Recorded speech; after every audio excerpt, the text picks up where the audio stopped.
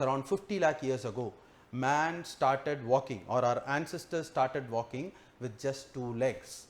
Tamil is one of the oldest languages in the world. It in fact is dated maybe 5,000, 6,000 years ago, or even it is like having coffee without caffeine.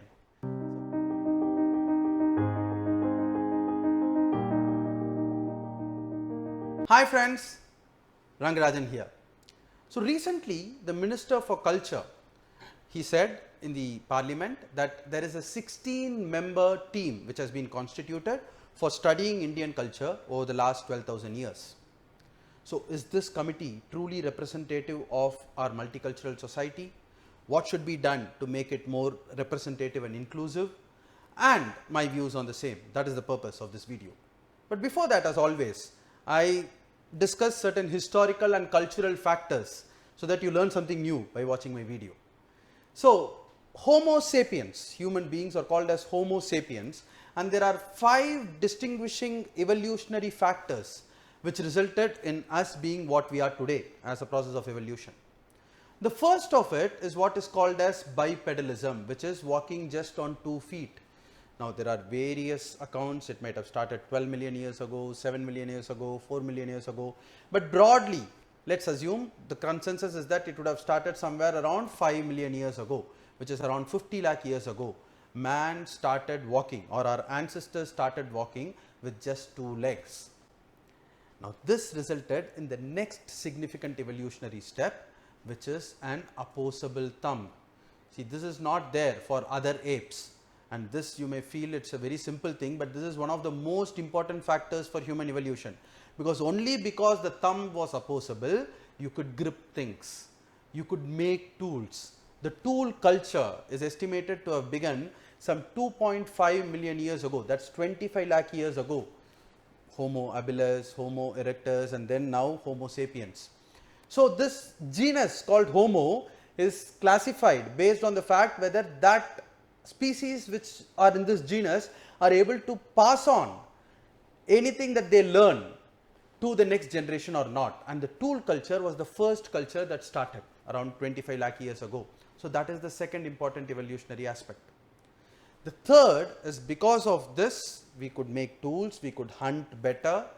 Man or his ancestors discovered fire roughly around 10 lakh years ago or 1 million years ago.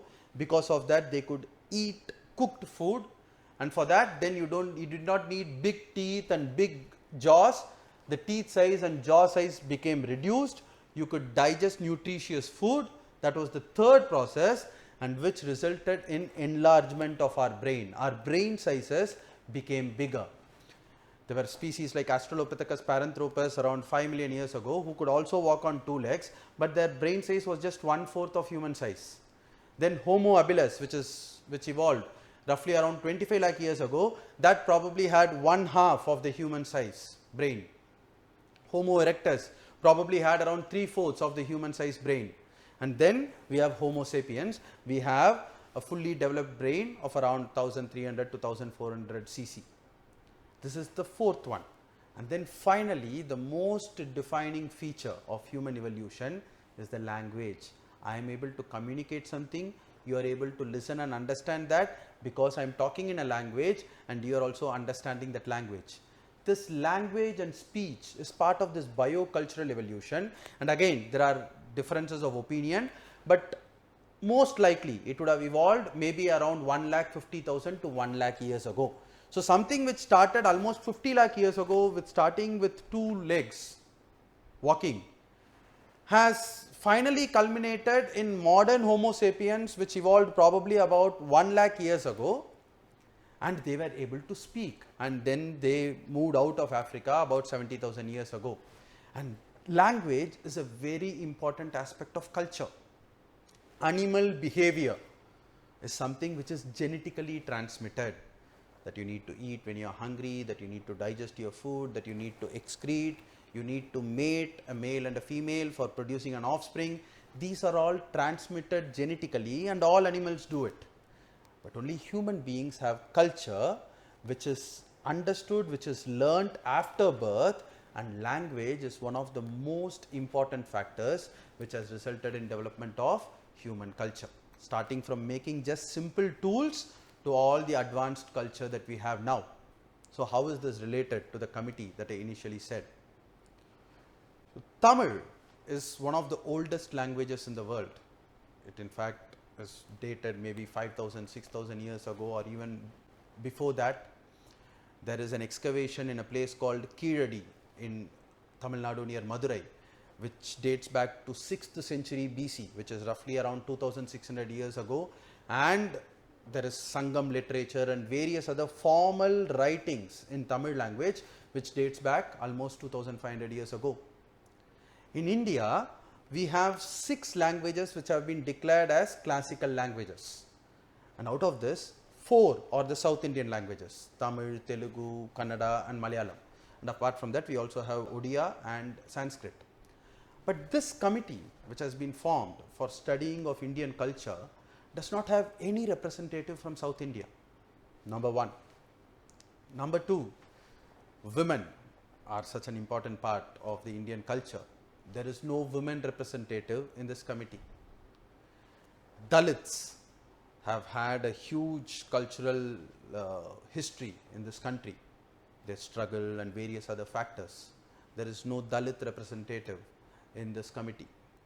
The northeastern part of India is a cultural mixture of various tribes. I have worked in the northeast, in Assam, Meghalaya, and I have travelled throughout the northeast. They belong primarily to the Mongoloid race and they are very much Indian, but there is so much of tribal culture in the northeast, but there is no representative of the northeast in this committee.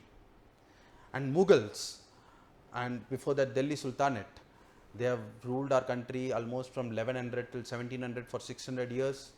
There is so much of contribution during that period to the architecture, to music.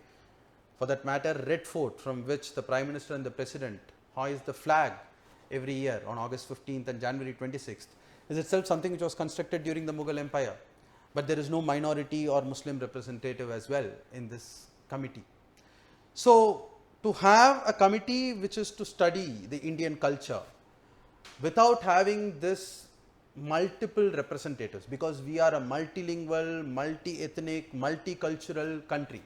Our strength is unity in diversity, but this diversity needs to be represented in that committee. Otherwise, as I would say, it is like having coffee without caffeine. So I hope the central government will reconstitute this committee by taking members from various sections, so that we really do a thorough study of our Indian culture, but it should be done by a committee which is representative of the various cultures and sections of our country. Thanks for watching. I'll see you again with another video next week. Thank you.